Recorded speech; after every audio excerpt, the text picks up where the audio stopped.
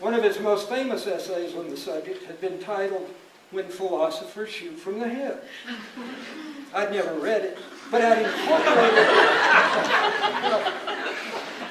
incorporated his title into my own because the literary artist shooting back at the philosophers happened to be my wife and me. The source of my grudge against James Rachels was simple. A few months after the publication of that marriage memoir I was telling you about, he had trashed it at an ethics conference in Cape Town, South Africa. He happened to be the keynote speaker at that conference, and the title of his keynote address was Sex and Personal Privacy.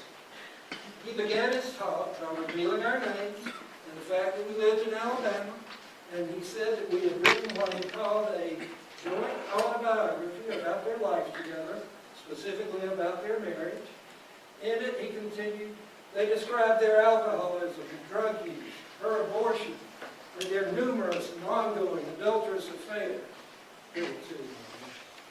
Then, after giving some sample reactions to the book for reviewers and readers, some positive, some not, he concluded by saying that generally everyone was aghast at all the personal revelations.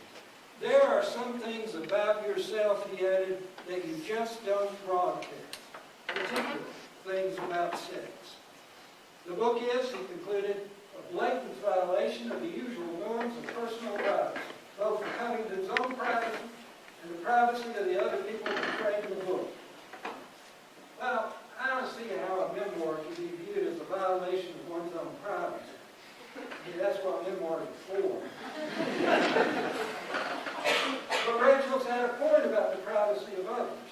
In the example he gave of that, though, he discussed the things that he then knew about me because of the book. Things that caused him to form opinions. So that when we saw each other on campus, and I was remarking about the weather, Rachel said he was thinking, you really did it with the sculpture in the art department? I never did it with the sculpture in the art department. The details about particular works of art in the book were ones I borrowed with a friend's permission in order to disguise the identity of the woman I was actually seeing at the time. I realize now I shouldn't have tried to disguise it. Inaccuracy is what's unethical in the writer's world, not sex.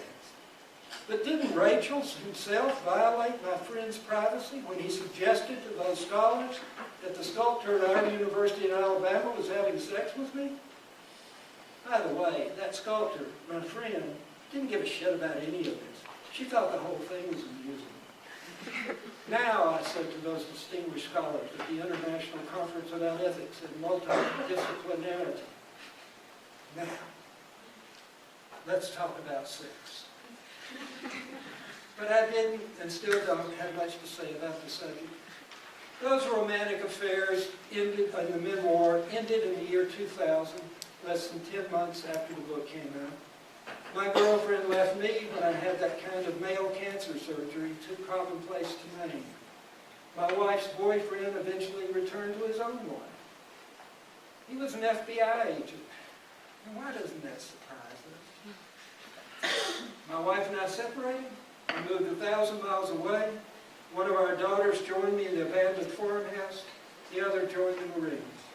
My wife and I finally divorced in 2005. But I brought her out here to West Texas 4 years later for reasons that are best left unsaid. We haven't remarried, but our daughters live here. And we have 3 grandchildren, age 7, 5, and 2. They call us Big Dad. There's so much more I could say. But I finally learned to keep my mouth shut about some things. In the rest of my paper, though, I told those scholars on the island of Cyprus how pissed off I'd been when I one day saw James Rachel's silly essay online. I didn't know at the time that he had already died, but when I found out, I was still angry at him. I felt it insulted, trivialized. My wife and I had written a brave, true book about our marriage, something no other American writing couple to my knowledge had ever done. And here was somebody we knew who had been sniping behind our backs, gossiping about us, It's South Africa, for God's sake. And then I thought, boy, I wish I'd known about that essay when Rachel was still alive. I would have given him a piece of my mind. That slimy fat bastard. Probably never got laid in his life. That son of his probably came courtesy of the milkman. If there were still occupations like that at the time. What, Rachel's died anyway? Who cares? I told the scholars. I'm glad he's dead, stupid cocksucker. For lots.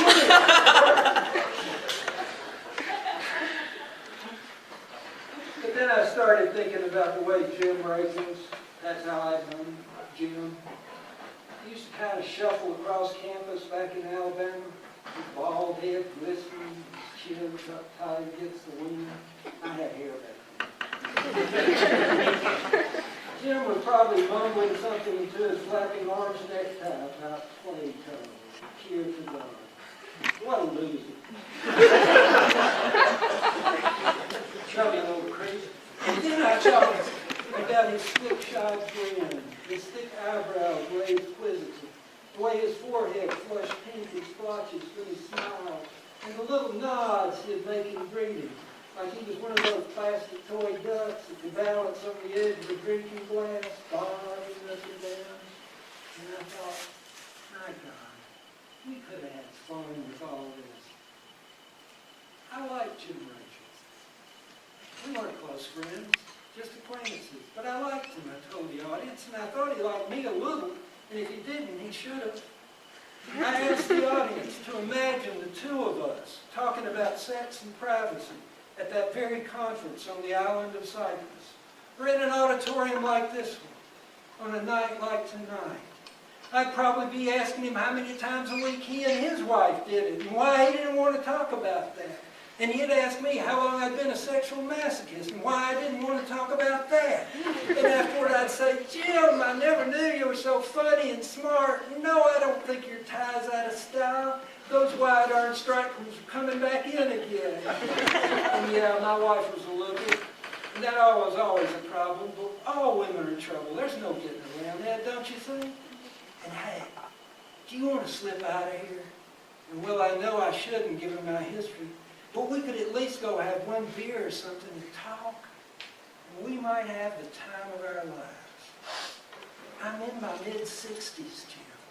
And hell, you are dead. You wouldn't hurt. One beer. We could talk about growing up and growing old. We could talk about our dreams and how we failed them. We could talk about the real problems at that university. The slack standards, outrageous tuition costs, the immorality of applying a corporate model to what should have been an intellectual and spiritual enterprise. We could complain about the administrators and our colleagues in the hard sciences, the physics department, electrical engineering, those guys in business administration making a fortune at our expense. We could gossip, sure.